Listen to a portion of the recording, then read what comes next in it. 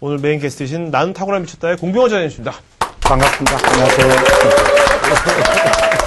아, 좋아요. 리액션 좋아요, 리액션. 네. 아프리카 초원 기분이네. 네. 제가 공병호 자님은 제가 2년 전에 명동 하나은행에서 좀 후원해 주셔가지고 거기서 그 스튜디오에서 그때 공병호 사장학 갖고 제가 이제 만나 뵙고서 오늘 거의 2년 한 반 만에 뵙는 것 같습니다. 네. 좀 자주 불러주시죠. 그동안 책을 많이 냈는데. 아, 워낙 유명하신 분이어가지고 제가. 네. 10대부터 현재까지 딱 미래. 이때 공병호 저자님의 여러 어떤 그런 가치관, 또 관점, 또 정체성, 이런 삶의 이야기를 들어보면서 우리들 각자가 어떤 그런 우리들의 현재 자화상을 좀 같이 오버랩 시켜보면서 들으시면 되게 좋을 것 같습니다. 중간에 보면 아버님의 일기, 예. 일기를 이제 몇 자 이제 언급을 하셨거든요. 예.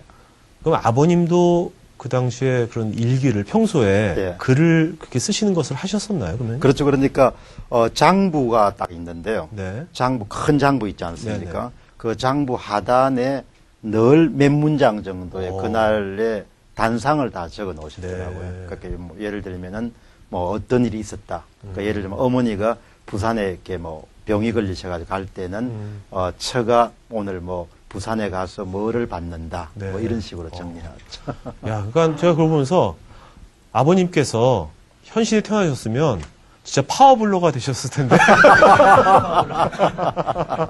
예. 부전자전인 걸 이제 느꼈습니다. 그 일기를 보면서. 예. 여러분, 여기 79년도에 태어나신 분도 계실 거예요. 근데 79학번인데, 예. 이때만 하더라도 대학 졸업하면 보통 이제 대기업, 아니면은 고시 봐서 예. 공직에 간다든지, 아니면 유학 가서 박사에서 교수한다든지, 예. 이렇게 이런 건데, 근데 저자님은 대학교 2학년 때부터 예. 아예 유학, 그것도 예. 장학금을 받아야지만 유학을 가는, 네? 예. 거기에 아예 전념을 하셨잖아요. 네. 그 대학교 2학년짜리가 1학년 때 그런 걸 결정하신 건데, 네. 어떻게 그런 길을 결정하셨는지.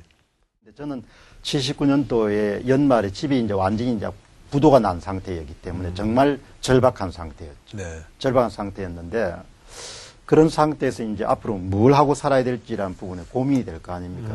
그런데 이제 그때 제 판단은 모든 걸 다 알고 난 다음에 준비하는 것은 나는 불가능하다고 봐요. 그러니까 얼추 본인이 재능이 이런 것고 그 다음에 앞으로의 전망이 이런 것 같으면은 일단 베팅을 하는 것이 삶이라고 보죠. 불확실하더라도 많이 하지 않습니까? 사는 것이 너무나 불확실하고 너무나 걱정이 많고 그게 삶이에요. 그걸 피할 수는 없거든요. 만일 걱정이 안 되고 불확실함이 없다면 그건 죽었을 때 없는 거죠. 그 살아있는 삶 자체는 끊임없는 불확실함과 불안정함과 두려움과 걱정 속에 가는 겁니다. 네. 근데 그거를 우리는 인간이기 때문에 컨트롤할 수 있는 거죠. 그걸 또 관리해 나갈 수 있는 거죠. 그러니까 연애할 때죠? 네. 결혼 후에 이런 포즈가 안 나오죠, 잘. 이 표정이. 이런 남자가 이런 표정이 안 나옵니다, 결혼 후에. 네. 연애할 때죠. 연애를 한참 열심히 할 때니까. 뭐 결혼은 이제 아이들이 이제 좀 있으면 이제 홍기를 맞으니까 네. 애들한테 그런 이야기를 많이 하죠. 근데 지금은 이제 한 80에서 90 정도 살면은 30 전에 결혼을 하면은 최소한 60년에서 50년 같이 살잖아요. 네네, 그렇죠. 참 제가 볼 때는 한 인간이 내릴 수 있는 가장 중요한 투자 결정 가운데 하나가 결혼이라고 보거든요. 내가 딸아이를 두고 사회를 볼 것 같으면 트위터의 타임라인이나 아니면 페이스북을 나는 분명히 볼 것 같아요. 야. 네, 그리고 그거는 뭐 그 앞에서 인터뷰하는 거 하고는 완전히 게임이 안 될 정도로 그 양반의 적나라한 모습을 볼 수 있으니까. 네. 그리고 또 오늘 오신 분들이 다 젊으신 분들이니까 항상 이렇게 본인의 디지털 상에서 흔적을 남기실 때는 굉장히 주의하시고 이렇게 좀 이렇게 자기의 언어를 그게 자기 자신의 운명을 돕는 거니까. 네. 그죠? 그러니까 저는 정말 우리가 운명을 직접 통제할 수 없지만 말과 글을 순화시킴으로써 운명을 통제할 수 있다고 그렇게 보거든요. 그래서 시대가 좀 이렇게 경박하고 좀 천박하고 이렇게 좀 비판적이고 이렇게 시니컬한 표현을 많이 쓸수록 그렇지 않은 젊은이들은 훨씬 더 돋보이는 거죠. 그러니까 전부가 그렇게 간다고 해가지고 여러분과 제가 동시에 같이 갈 필요는 없는 겁니다. 그죠? 그렇게 차별하라는 것이 모든 자본주의에서 성자의 비결이잖아요. 그럼 재밌는 에피소드가 그분이 그 결혼 못하신 분, 원래 사귀었던 분이 나중에 박사님 유명해지시니까 이제 연락이 오셨다고 그랬잖아요. 네. 전화 통화했는데 못 만났죠, 결국은. 안 만났죠. 그분이 만나면 못 만났죠. 만나자고 했는데 네? 약속을 하고 네. 그다음에 그래서 안 되겠다. 그 이후로도 그 전혀 그렇죠. 못 네. 만난 거죠. 네, 자, 그냥- 그러면 오늘 이 자리에서 네. 영상 편지로 그분한테 한 말씀, 한 말씀 해주세요. 그분한테 한 말씀.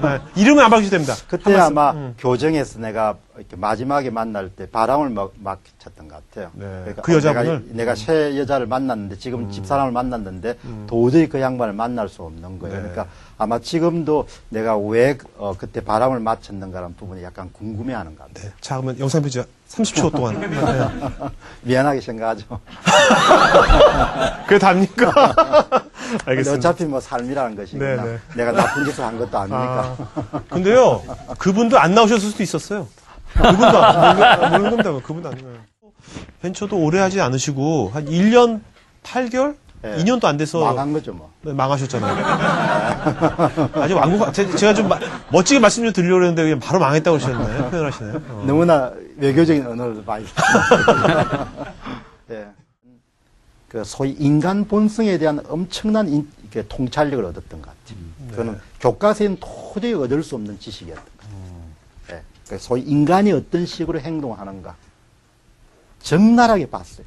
네. 그거는 아주 내가 볼 때는 평생을 그래서 정말 살면서 자신의 이익을 보호할 수 있는 그런 지능이라든지 능력이 상당히 중요하거든요.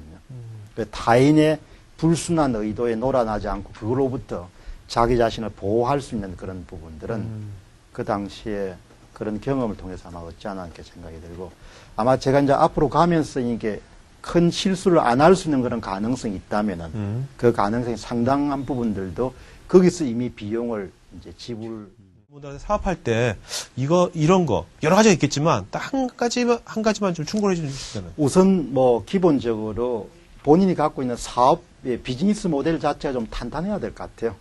예, 그러니까 뭐 이렇게 뭐 그 위에 거품처럼 이렇게 만들어서는 그럼 비즈니스 모델이 탄탄하다는 이야기는 기본적으로 본인이 만드는 상품이나 서비스가 고객에게 뭔가 확실한 가치를 부여할 수 있어야 될 것 같아요. 편리함을 주든지 기쁨을 주든지 유쾌함을 주든지 이제 그런 부분들이 엉성하게 되면은 그리고 또 그런 부분들이 차별화가 안 되면은 그런 부분들이 아마 경쟁사에서 얼마든지 복제나 이런 것이 될 수가 있으면 그 자체는 굉장히 흔들릴 수밖에 없는 거예요. 모든 분들은 아직 책을 한 번도 안 쓰셨거든요. 근데 예. 한 번은 다 쓰고 싶어 하거든요. 그런 마음도 있거든요. 예. 어떤 노하우 하나만 알려주시면 좀. 우선은 책을 쓰시려면은 자신이 잘 아는 분야를 중심으로 해서 책을 쓰셔야 하는데 뭘 사람들이 가장 내가 잘 아는 분야 중에서 사람들이 뭘 가장 궁금해할까 한번 생각해 보시죠. 그럼 거기에 소재가 나와요. 네. 뭘 쓸 건지. 그리고 그것도 복잡하게 생각하지 마시고 그냥 종이 위에다가 큰 맘 먹지 마시고 그 순서를 뭘 한번 정해 보세요. 처음에는 뭘 이야기하고 두 번째는 뭘 이야기하고 목차요? 목차를. 그죠?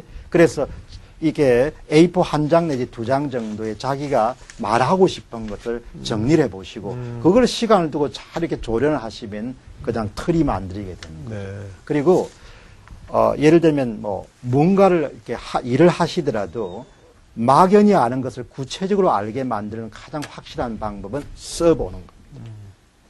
써보는 거죠. 네. 그죠? 그래서 저는 궁금하면 모든 주제들은 다 앞으로 써보려고 하기 때문에 정말 전 책 쓰기가 그냥 학습하는 방법의 하나지 네. 그 책을 가지고 무슨 큰 돈을 벌겠다는 생각은 전혀 없어요. 어떤 분들은 이제 이런 트위터나 페이스북에 그럴 때 그냥 뭐 반가 뭐 이렇게 이런 것만 쓰시는 분도 많거든요. 그런 건 도움이 안 되는 거죠. 그런 분도 많아요. 그런 분들도 많습니다. 그냥 뭐 좋아요밖에 누르시는 분들 많고 폭풍 좋아요가 막 이런 분들도 많고. 여러분, 우리가 이제 시간을 들이잖아요. 그러니까 예를 들면은 트위터를 한다는 것은 주의를 집중하는 행위잖아요. 그죠? 네. 여러분 보시죠. 우리가 지상에서 머물 수 있는 시간이 상당히 제한되어 있다고요. 그 제한된 시간인데, 물론 뭐, 가끔은 뭐, 크크크도 해야겠죠. 근데 그게 업이라고 생각하면 그건 상당히 문제가 있는 거죠. 그죠? 그래서 저는 상당히 좀 콘텐츠가 있는 글쓰기를 주로 많이 하고, 여러분 보시죠. 내가 얼마나 지독한가 하니까 있죠. 작년도에 5월 달에 제가 트위터를 늦게 시작했는데, 작년 5월 달에 트위터를 시작하고 모든 트위터는 뭔가 아니고 홈페이지에 들어가시면 새벽 단상에 하루도 빠지지 않고 모든 게 다 복습이 정리가 되어 있습니다. 그러니까 다시 이야기하면 트위터를 하는 행위 자체를 저는 뭐로 보는 거 아니에요. 그냥 트위터를 하는 것이 아니고 글쓰기의 행위로 보는 겁니다. 본인이 가장 소중하게 생각하고 소중하다고 생각하는 습관이 하나가 있으면은 그 습관을 딱 중심으로 생활을 반듯하게 세우면 돼요. 나는 그때 새벽 기상이었거든요. 새벽에 정확하게 내가 일어설 수가 있으면은 그때는 분명히 재기가 가능할 거라고 본 거죠. 그러니까 결국 다 자기 하기 나름이죠. 그렇게 그 지금 이야기한 세 가지가 그렇게 어려운 건 아니잖아요. 비용이 드는 게 아니기 때문에 뭐 남 찾아가가지고 뭐 세상 한타다고 할 필요 전혀 없습니다. 그냥 그 상태에서 그리고 그냥 자기가 또 잘 되면은 또 사람들이 막 와요. 네. 그러니까 뭐 굳이 있죠. 사람들 뭐 그 연락하고 뭐 밥 먹고 막 필요 없습니다. 필요 없어요. 그냥 칼같이 그냥 차고 나가면 되는 거죠. 네. 오늘 내가 이미지 관리를 좀 해야 되는데 너무나 아닙니다. 좀날 토크가 돼가지고. 마이크. 근데 이렇게 오래 해도 됩니까? 네. 저희는 그냥 이거 날 셉니다, 그냥. 날 셉니다. 저는 끝이 없습니다. 저는 뭐, 그 다음 방송이 없거든요. 여러분 대단히 유쾌했고요. 그 다음에 이렇게 마감 시간이 없어가지고 대단히 제가 볼 때는 유쾌한 거. 그리고 제가 늘 마지막에는 상당히 조마조마해서 이게 왜 시간이 자꾸 가는데 저분이 안 끊는 오늘 그 실제로 확실히 알게 돼서 다음에는 더 잘할 수 있을 것 같습니다. 네네. 고맙습니다. 네.